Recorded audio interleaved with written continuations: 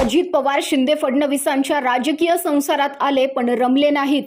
फडणवीस ताकदीचे अन शिंदेही. अजित पवारांना स्वतःची स्पेस नाही. अजित पवारांचा प्रशासनावर वचक, पण फडणवीस पान हलू देतील तर ना. अजित पवारांची पंख छाटणी सुरू.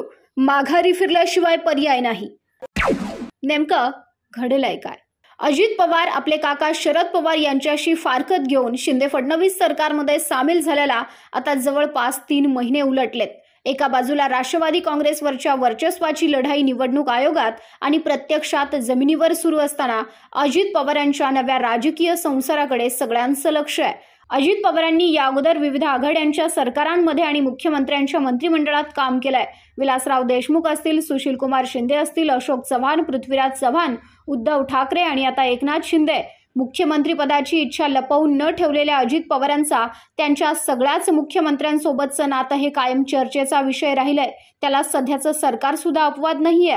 या 3 महिन्यांमध्येच अशा काही गोष्टी झाल्यात ज्यांची त्या वेळेस बरीच चर्चाही झाली आहे आणि त्या एकत्र करून पाहिल्या की अजित पवार या सरकारमध्ये नेमकं काय करतायत असा प्रश्न कुणालाही पडण्यासारखा आहे. आपल्या राजकीय जीवनाला बहुतांश काळ सत्तेत असणारे अजित पवार सरकारमध्ये पूर्णतः मिसळले आहेत की नाही अशी शंका आहे.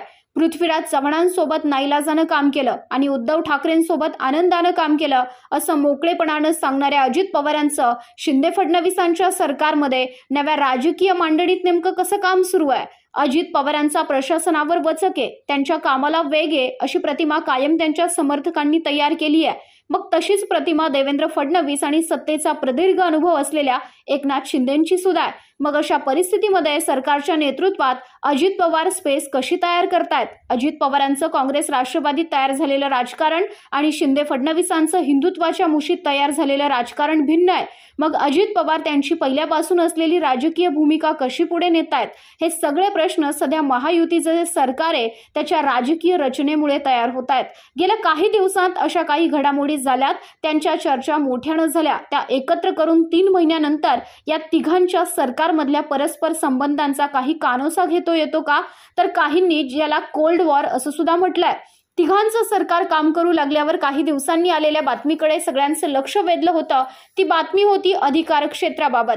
मुख्यमंत्री एकनाथ शिंदे आणि उपमुख्यमंत्री अर्थमंत्री म्हणून अजित पवार. निमित्त ठरलं अजित पवारांनी घेतलेल्या एका बैठकीचं. राज्यातले जे पायाभूत विकासाचे प्रकल्प सुरू आहेत त्यासाठी शिंदेंनी एक वॉर रूम केली आणि तिथून चालू प्रकल्पांचा आढावा घेतला जातो. मुख्यमंत्र्यांच्या विश्वासातले मानले जाणारे राधेश्याम मोपलवार त्याचे सदस्य आहेत. पण अजित पवारांनी सूत्र हाती घेतल्यावर एक प्रोजेक्ट मॅनेजमेंट युनिट स्थापन करून सुरू झालेल्या प्रकल्पांबाबत वॉर रूम मध्ये अधिकाऱ्यांसोबत बैठक घेतल्याच्या बातम्या आल्या. त्यामध्ये मोपलवार नव्हते. मग प्रश्न विचारला गेला, मुख्यमंत्र्यांच्या अधिकार क्षेत्रात हा हस्तक्षेप झाला का? शिंदे आणि अजित पवारांच्या बाजूने असं काही नसल्याचं स्पष्टीकरण देण्यात आलं. अर्थमंत्री म्हणून अजित पवार आढावा घेऊ शकतात असंही सांगण्यात आलं. पण विरोधी पक्षांनी हे मुख्यमंत्री आणि उपमुख्यमंत्र्यांमधलं कोल्ड वॉर आहे असं म्हटलं. तर अजित पवारांच्या आक्रमक प्रशासनाच्या स्टाईलला आवर घालण्याचा प्रयत्न सुरू आहे का अशी चर्चा पुन्हा झाली. कारण मुख्यमंत्री म्हणून शिंदेंनी त्यांच्याकडे येणाऱ्या फाईल्स या परस्पर न येता उपमुख्यमंत्री देवेंद्र फडणवीस यांच्याकडे जाऊन मग याव्यात असा निर्णय घेतला. अजित पवारांचे पंख कापण्याचं राजकारण आहे का असाही प्रश्न होता. त्या अगोदर वॉर रूम मध्ये अजित पवारांनी घेतलेली बैठक, सहकारी साखर कारखान्यांना सरकारतर्फे देण्यात येणाऱ्या मार्जिन मनीच्या अटींमध्ये केलेले बदल याबद्दल सरकार अंतर्गत धुसफूस दाखवत होतं. त्यानंतर मग अर्थ खात्याचे निर्णय घेतल्यावर नाकारलेले प्रस्ताव मुख्यमंत्र्यांकडे अंतिम मंजुरीसाठी एखादी फाईल जाण्या अगोदर ती फडणवीस यांच्या मार्फत यावी असं ठरलं. आणि अजित पवारांच्या अखत्यारीत आहे जो इतर विभागांमध्ये हस्तक्षेप करतो अशा तक्रारी काही मंत्र्यांनी मुख्यमंत्र्यांकडे केल्यानंतर शिंदेंनी फाईल्स या फडणवीसांमार्फत आपल्याकडे याव्यात अशा सूचना दिल्या. अजित पवारांचं व्यक्तिमत्व आणि काम करण्याची पद्धत असर्टिव्ह आहे. ते त्यांचे निर्णय पटापट घेऊन टाकतात. पूर्वीच्या सरकारमध्ये त्यांनी निर्णय परस्पर घेऊन टाकले होते, पण इथं ते सहज स्वीकारलं जाणार नाहीये. कारण फडणवीसांनी जसं इथं जाहीर म्हटलंय, सरकारमध्ये एकनाथ शिंदे त्यांचे बॉस आहेत, पण अजित पवारांसाठी तसं सहज नाहीये. त्यामुळं एका प्रकारचं कोल्ड वॉर सुद्धा सुरू आहे. दुसरीकडे मराठा आरक्षण मुद्द्यामध्ये सुद्धा अजित पवार यांची भूमिका अत्यंत सावध राहिली आणि त्यांनी एक शब्द सुद्धा फार जपून यामध्ये वापरले गेले. अजित पवार हे मराठा समाजाचे असून सुद्धा यामध्ये त्यांची जी भूमिका आहे ती अगदी मोजकीच पाहायला मिळाली आणि त्यांचे जे त्यावेळेसचे हावभाव होते ते सुद्धा खूप काही सांगून गेलेले होते. त्याचमुळे अजित पवार हे शिंदे फडणवीस सरकारमध्ये सामील झाले खरे, पण मात्र ते पूर्ण रमलेले नाहीत.